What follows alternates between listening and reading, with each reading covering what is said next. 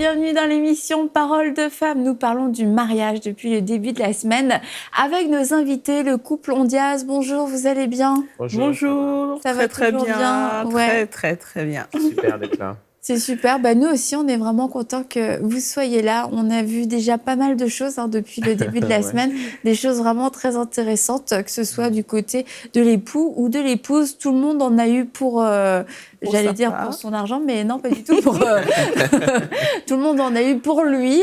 Et je crois que déjà, il y a des mariages, des couples qui ont déjà vu des résultats, qui ont pris des bonnes décisions. Alors, on va continuer sur notre lancée. Hier, on a parlé de l'unité dans l'esprit et on a vu que ça passait, oui, entre autres par la prière, mais que ça allait bien au-delà. Et vous nous avez donné quelques outils très pratiques. C'était vraiment super. Et aujourd'hui, on va continuer sur l'unité aussi, parce que l'unité doit se manifester au quotidien, un petit peu dans tout et surtout dans les... Enfin, je dis surtout, mais dans les bons et dans les mauvais moments. L'unité, c'est quelque chose qui va se cultiver. C'est pas juste quelque chose, on prend une décision un jour dans l'année, OK, on va être unis. Il faut chaque jour manifester cette décision.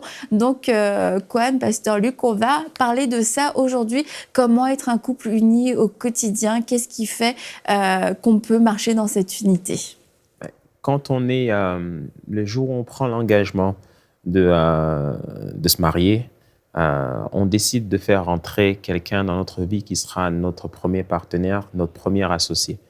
Dieu est notre associé en toutes choses, c'est vrai, quand on est chrétien, mais notre épouse, notre époux sont notre premier partenaire dans tout ce qu'on fait. Et cette unité, elle n'est pas seulement spirituelle, elle est aussi dans les projets de vie que nous avons, dans les projets que nous poursuivons. C'est-à-dire, la Bible nous dit dans Matthieu, chapitre 18, au verset 19, quand deux personnes s'accordent pour demander une chose quelconque, Dieu le leur accorde. Donc, quand il dit demander une chose quelconque, ça ne se limite pas seulement à des choses qui sont spirituelles.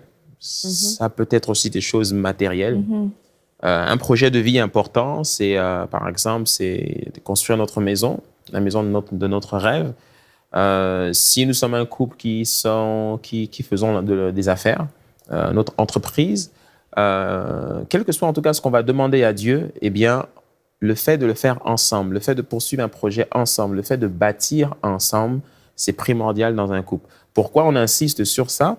Parce qu'on rencontre beaucoup de couples où l'un et l'autre fonctionnent chacun de leur côté. Alors qu'en fait, le mariage, on en jouit encore mieux quand nous partageons tous les moments, surtout les moments importants, les moments forts, ensemble, en fait. Et nous, par expérience, on suit des couples, on a accompagné des couples et on s'est rendu compte que dans beaucoup de couples, les gens fonctionnent beaucoup chacun de leur côté. Et ça, c'est quelque chose qu'il faut vraiment dénoncer, briser, et que les personnes qui sont mariées apprennent à fonctionner ensemble. C'est extrêmement important. Mais je pense que quelquefois, il peut y avoir comme une petite confusion, en tout cas une incompréhension, parce qu'on a des appels, on a des dons différents et qui se manifestent du coup différemment. Et puis on se dit, ça, c'est mon truc, ça, c'est ton truc. Notamment dans le cas des affaires, si on a un mari qui est dans les affaires, et nous, en tant que femmes, les affaires, c'est pas du tout notre truc, on peut nous-mêmes se dire, moi, c'est pas mon truc, je laisse faire ses affaires. Ou le mari peut se dire aussi, ma femme, de toute manière, elle n'y connaît rien aux affaires, donc je la laisse, je l'inclus pas dans mes affaires. Et du coup, on a tendance à faire la confusion entre un collaborateur professionnel qui va pouvoir, oui, avoir une expertise professionnelle, et ce collaborateur qui n'est pas professionnel, mais qui est notre collaborateur de cœur, notre partenaire de cœur, qui n'a pas besoin justement d'être un professionnel pour pouvoir nous aider. Alors, il faut savoir que quand la femme a été formée, elle a été formée de la côte de l'homme. Donc, Dieu a endormi l'homme et a tiré de sa côte la femme. Donc, ils sont liés, en fait. Ça n'empêche en rien que la femme ait des projets, ait un appel, etc. Mais il faut savoir une chose, l'appel de l'épouse est lié à celui de son mari. Ça ne veut pas dire que d'un point de vue pratique, Ils vont faire la Ils même vont chose. faire la même chose, oui. mais ils sont ensemble. C'est ça. Ils sont ensemble. Donc, leur destinée, elle est commune. Il n'y a pas deux destinées. Il y a une destinée. Maintenant, au niveau des dons et des talents, il peut y avoir une diversité. Voilà. Mais une chose est sûre, ils sont complémentaires tous les deux. Ça, c'est sûr et certain. Et vous, comment vous avez réussi à mettre ça en pratique? Parce que vous servez le Seigneur ensemble, Oui. mais vous manifestez le service de façon différente. Oui, mais elle ne s'intéresse pas, elle ne fait pas exactement la même chose que moi. Moi, par exemple, le numérique, le e-commerce, le digital, ça me passionne. Elle, pas particulièrement. Ça me passionne pas, mais je m'intéresse. Elle s'y intéresse. Parce que mon mari aime ça. Donc, du coup, je me suis obligée, au fait, à aimer ce que mon mari aime. Comme ça, quand il me parle du numérique, je ne suis pas à l'ouest. Je comprends ce qu'il me raconte et je peux au moins lui répondre. Donc, c'est important, en fait, dans un couple. Quand on est unis, on doit s'intéresser à ce que l'autre fait. Et c'est là aussi qu'on a cette symbiose-là. Donc, il fait du numérique, je m'intéresse à du numérique et j'utilise le numérique dans mes business aussi. Donc, c'est intéressant de s'intéresser à ce que l'autre fait et d'un coup, on est en accord et on est un. On est ensemble. Et au niveau de Voilà. l'appel, il faut savoir que la femme trouve en fait son appel beaucoup plus facilement quand elle comprend que son appel est lié à celui de son mari. Et parce que souvent, par exemple, une fois, je me rappelle un couple qui me vient à l'esprit où la femme cherchait vraiment sa destinée mais elle ne voulait pas suivre en fait le chemin que son mari prenait. Oui. Je lui disais non, intéresse-toi à ce que fait ton mari. Comprends ce qu'il est en train de faire. Et tu vas te rendre compte qu'en fait, ton appel est lié à la mission que Dieu lui a donnée. Et quand tu vas t'intéresser de plus près à la mission que Dieu lui a donnée, tu trouveras ta place. Parce que le rôle de la femme, elle a été à place là, à être une aide auprès de son époux. C'est ça. C'est une aide. Ça ne veut pas dire qu'elle va s'impliquer à 100% dans sa vie et elle ne fait plus rien. Non.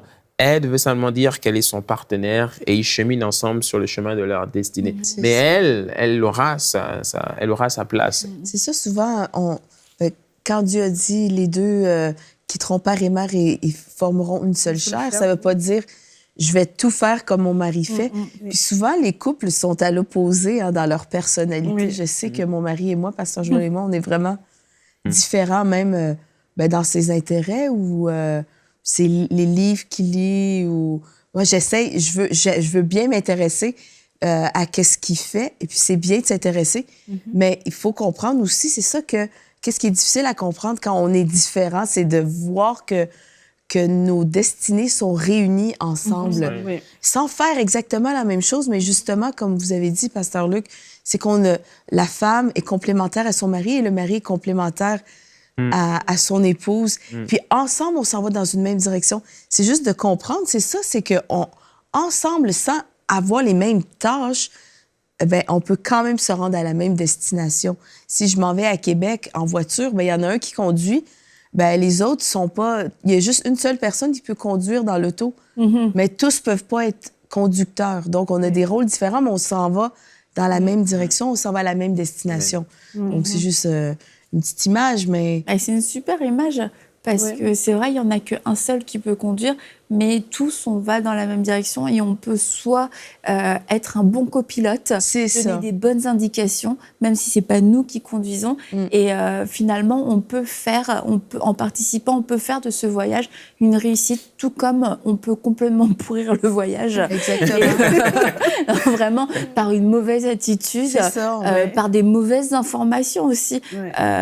Et il faut, en tant qu'épouse, on peut être ce copilote, on peut avoir des yeux, on peut voir des choses que notre mari ne voit pas parce que justement, il est en action, il est en train de conduire et on est ces sentinelles on regarde, on voit, on discerne. OK, là, attention, là, ça va être bientôt, il va bientôt falloir tourner. Et c'est un privilège, en fait, pour nous de le faire. Et il faut vraiment pas négliger ce rôle que nous avons. Et tu as raison dans le sens... Il y a des femmes aujourd'hui, je pense, qui se cherchent vraiment dans leur appel parce que leur appel est déjà clair, en fait, dans le sens où... Mais pas tout, mais elles aident leur mari, mais c'est comme, il y a quelque chose de plus. Il faudrait qu'elles trouvent autre chose. Mais le fait, pour certaines en tout cas, le fait d'être aux côtés de leur mari, c'est ce que Dieu les appelle à faire. C'est biblique, en fait. Nous, les hommes, souvent, là, je m'adresse aux hommes, surtout au niveau professionnel. Parfois, on est tellement impliqué dans le professionnel, on se dit, bon, elle comprend pas ce que je fais, c'est mon boulot, etc. Et puis, on se dit qu'en fait, on n'a pas besoin d'elle. Mais en fait, il faut revenir à la parole de Dieu dans le Jardin d'Éden. L'homme était en train de travailler.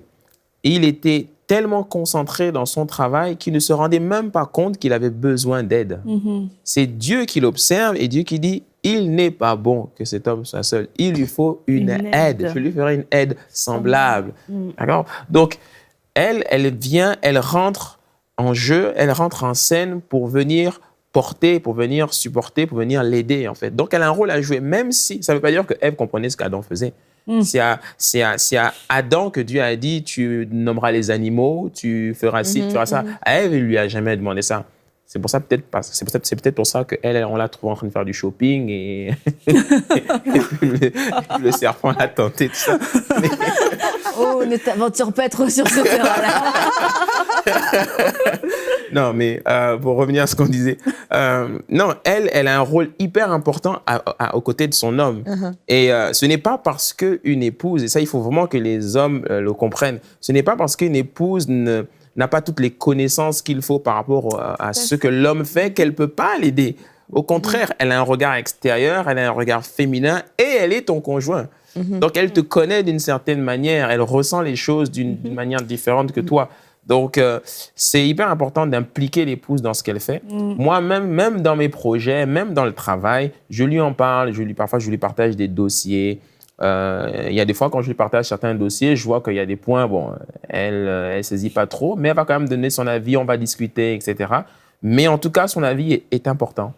C'est Moi, ce que je peux rajouter, c'est que souvent, dans l'unité, dans un couple, il y a des choses qu'on oublie de mettre en pratique, par exemple, d'être transparent. Ouais. Il manque beaucoup de transparence dans beaucoup de couples. Donc, du coup, c'est vrai qu'aujourd'hui, mon mari me dit un peu tout. Il me parle de... Parfois, je ne peux pas forcément comprendre un dossier qu'il est en train de gérer. Mais notre force, à nous les femmes, c'est que quand on a un mari qui nous dit tout, on peut prier pour lui. On peut mieux prier pour lui.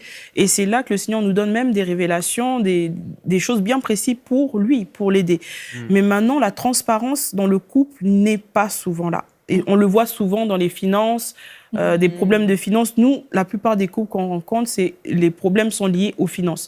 Parce que le mari ne va pas forcément dire à la femme combien il gagne ou vice-versa. C'est très compliqué. Donc, si au niveau des finances, il n'y a pas de transparence, il y aura de transparence dans rien du tout dans le couple. Donc, maintenant, nous, au niveau de notre organisation, au niveau du travail, même si de manière pratique, elle ne peut pas s'impliquer dans mon travail, mais il y a des aspects, par exemple, que je vais la laisser gérer, ou bien elle va dire « laisse-moi gérer », surtout l'aspect financier. Hein? Oui. Elle va dire « laisse-moi gérer l'argent ». Donc, elle va toujours me dire « toi, travaille, moi, je gère l'argent ». Tu vois? Et même si ça n'a pas toujours été facile pour moi de lâcher du lest, petit à petit, je lâche du lest, je la laisse gérer. C'est sûr, elle gère mieux que moi. Oui. Ça, c'est sûr. Ça, je le reconnais. C'est important dans le couple de reconnaître qui est le meilleur gestionnaire. Parce que l'unité vient aussi en sachant qui est à la bonne place. Parce que si on ne sait pas qui est à la bonne place, ça sera catastrophique et il y aura division. Donc, nous, on a choisi à ce que ce soit moi qui gère les finances. Sinon, c'était compliqué. Donc, même s'il y a des fois où je ne veux pas lâcher. Voilà, même s'il y a des fois où il ne veut pas lâcher. Mais c'est toujours mieux de savoir que dans le couple, c'est telle personne qui gère mieux que l'autre. Et c'est vraiment important, cette transparence-là. De s'humilier, de se dire, bon, je ne fais pas bien cette tâche. C'est mieux de donner l'espace à ma femme qui va mieux gérer que moi cette tâche-là. Voilà, c'est très, très important. Ouais. Par exemple, prenons un couple qui est très occupé. Le mari a de hautes responsabilités, ils ont des enfants. Madame aussi travaille, mais elle a peut-être plus de temps. Et lui, pour être concentré sur le travail, il a besoin de ne pas être préoccupé par certaines choses. Donc, il lâche du lest, il la laisse faire, même si ce sont des choses qui le concernent lui directement en fait, mais il la laisse faire. En ce qui nous concerne, nous, elle parle d'argent à beaucoup de niveaux. J'avais beaucoup de mal parce que c'est mon argent, ça arrive sur mon compte, je vais lui donner une partie juste ce dont elle a besoin et puis le reste, je vais gérer. Elle dit non, donne-moi tout. Donne-moi tout. Et moi, j'avais du mal. Et puis, quand on fait le test, par exemple, je la laisse tout.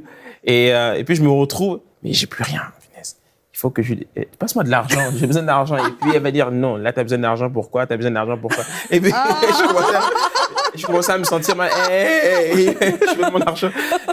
Et c'était marrant, en fait, parce que elle trouvait que je dépensais trop. Et moi, je trouvais que je dépensais pas du tout. Et elle disait, mais si, tu dépenses beaucoup, etc. Et après, on a trouvé un équilibre, etc. Et puis, ça a fait du bien à la maison. Donc, l'unité, elle est à la fois dans les projets, mais elle est aussi dans la gestion, dans le fonctionnement et dans l'organisation du couple et de la maison. Donc, pour ajouter, moi, je dirais aussi que l'unité vient quand il y a une confiance qui est installée dans le couple. Donc, il y a la transparence, la confiance s'installe et du coup, on peut vraiment se dire les choses, on peut se rabaisser, vraiment... Il y a une telle confiance qu'il n'y a plus rien qui nous retient, en fait. Et s'il n'y a pas cette confiance-là, on ne peut pas vraiment être un. Et moi, je pense que le Saint-Esprit est uni à nous parce qu'il nous fait totalement confiance, même lorsqu'on le déshonore, même lorsqu'on ne prie pas forcément, ou même lorsqu'on pense mal. Mais le Saint-Esprit reste toujours là. Alors que dans certains couples, on va voir qu'aujourd'hui, j'ai fauté, la confiance est partie en vacances. Et du coup, tu sens que tu as tellement fauté que tu es toute seule, quoi. Tu peux plus compter sur ton conjoint, tu peux pas lui demander, tu peux pas te demander conseil, tu te sens vraiment un peu rejeté limite. Voilà. Donc. Mais c'est ça, c'est bien pour l'unité. Qu'est-ce que je comprends aussi, c'est que quand la femme se sent valorisée, peu importe dans quel domaine de l'unité où le couple peut être uni. Je pense que la femme trouve sa valeur aussi dans le fait qu'elle peut être complémentaire et aussi qu'elle peut collaborer à créer cette unité-là. Et deux choses auxquelles je pense, on parlait tantôt de la voiture qui s'en allait en direction de Québec ou d'un voyage, mais on parlait de discernement et la femme a le temps de discerner. Des fois, il y a des choses aussi, une sensibilité pour la femme de discerner. Et aussi, on peut créer l'atmosphère à travers pendant la route, dans ce voyage, cette aventure qu'on fait ensemble en couple, cette vision. Il faut créer une atmosphère dans notre foyer. Et puis ça change tout. Parce que quand la femme est de mauvaise humeur, mais ça va pas bien dans toute la maison. Exactement. C'est juste compliqué. Maintenant, cette unité, elle peut être en danger lorsqu'on laisse entrer quelqu'un. Lorsqu'on laisse entrer quelqu'un en se disant « ma femme n'est pas suffisamment compétente ou qualifiée pour m'aider, alors je décide de choisir une autre personne, une autre aide ». Et là, ça devient compliqué parce que si elle ne ressent pas ça, ça crée des problèmes.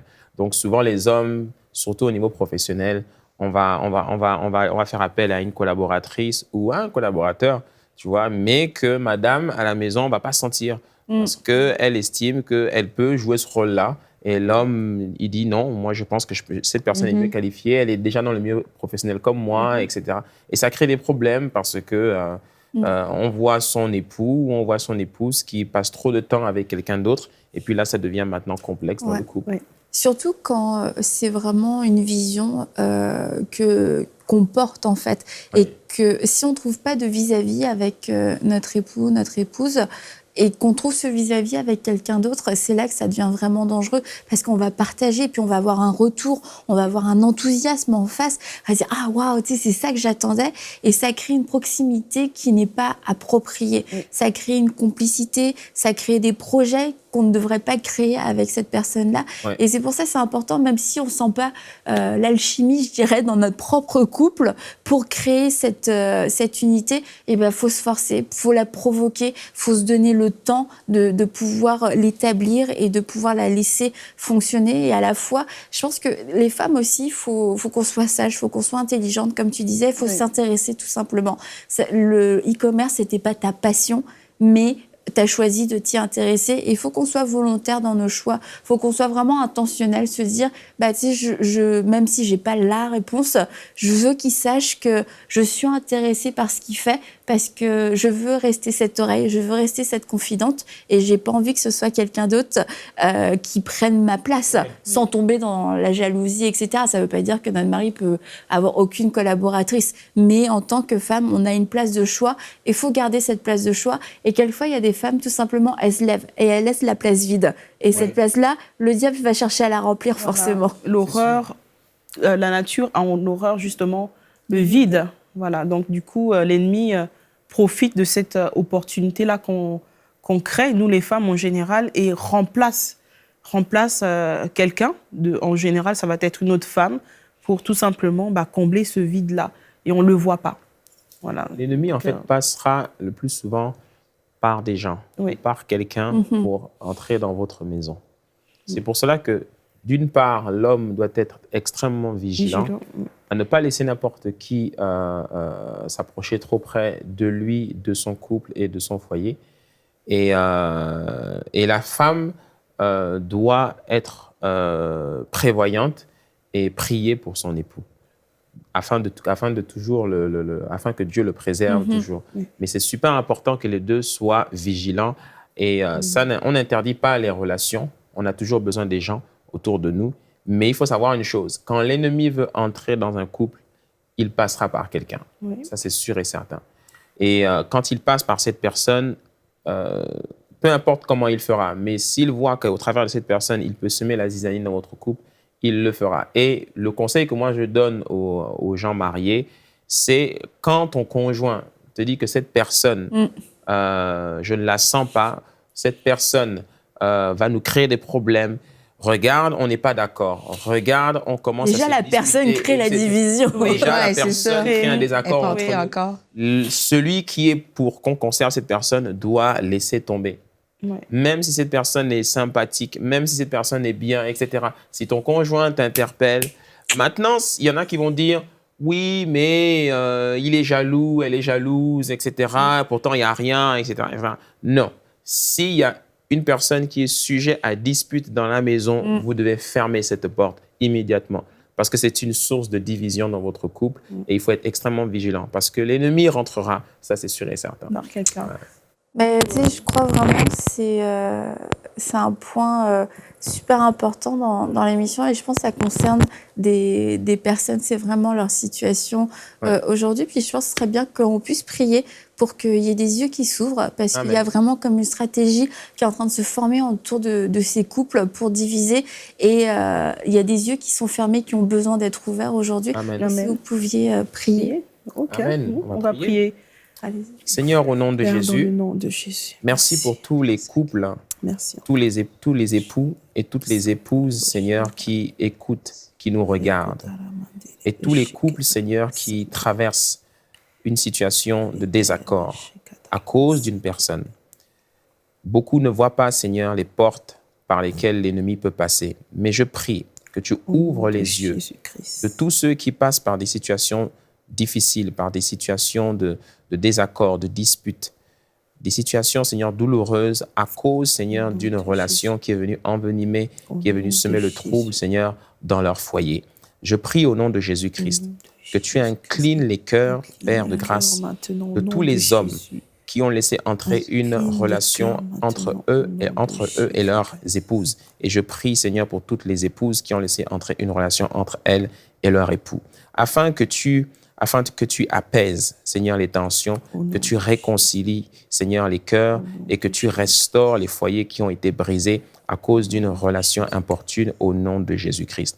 À tous ceux et à toutes celles qui ont vu leur relation brisée à cause d'une relation, qui ont vu leurs époux s'en aller, partir de la maison à cause d'une personne, qui ont vu leurs épouses partir de la maison à cause d'un homme. Je prie au nom de Jésus-Christ, au son de nos voix, au son de ma voix, par la puissance du Saint-Esprit, que tu ramènes ces hommes à la maison au nom de Jésus.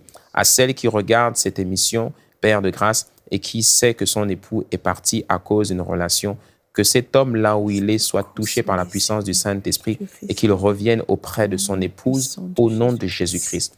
Je parle à toutes les femmes qui se sont éloignées de leurs époux à cause d'une relation, que la puissance du Saint-Esprit les touche là où elles sont et qu'elles reviennent au nom de Jésus-Christ et que Dieu restaure ces foyers. Merci Seigneur, par la puissance du Saint-Esprit, tu le fais Seigneur. Ni par la force, ni par la puissance, mais par ton esprit, tu le fais Seigneur. Bien au-delà de tout ce que tes enfants, tout ce que ta fille qui regarde cette émission et tout ce que ton fils qui regarde cette émission t'ont demandé, Seigneur, bien au-delà de tout ce qu'ils peuvent imaginer. Seigneur, tu leur donnes un témoignage et nous voyons dans les jours à venir, Seigneur, des témoignages tomber, Seigneur. Nous voyons une déferlante, Seigneur, de messages arriver sur EMCI TV en disant, Seigneur, merci pour la restauration. Merci parce que mon époux est revenu. Merci parce que mon épouse est revenue. Et merci, Seigneur, ô Dieu Tout-Puissant, pour la restauration des familles brisées, Père, au nom de Jésus.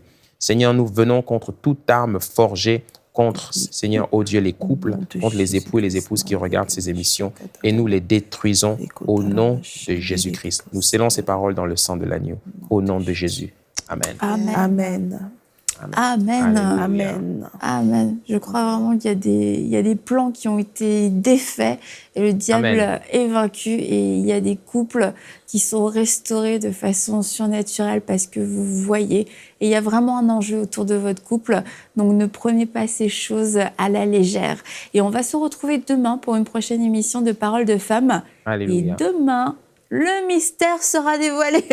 Au nom de Jésus. Le mystère du mariage sera dévoilé. Donc, vous ne voulez pas manquer cela. Vous ne voulez pas manquer le grand dévoilement du mystère. Vous serez là, j'imagine. Bien sûr. J'espère. Pour le grand lever de rideau. Mais merci beaucoup pour toute cette série. Ça a été, je pense, beaucoup d'éclaircissements, beaucoup de libération dans les pensées, dans les mentalités, des renouvellements d'intelligence. Et ça va porter beaucoup de fruits. Alors on se dit à demain pour une prochaine émission de Paroles de Femmes.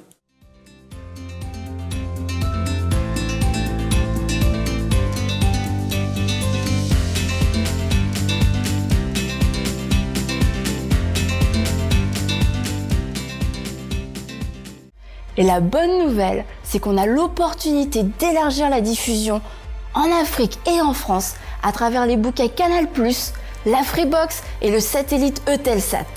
Cela nous permettra de toucher des millions de nouveaux téléspectateurs.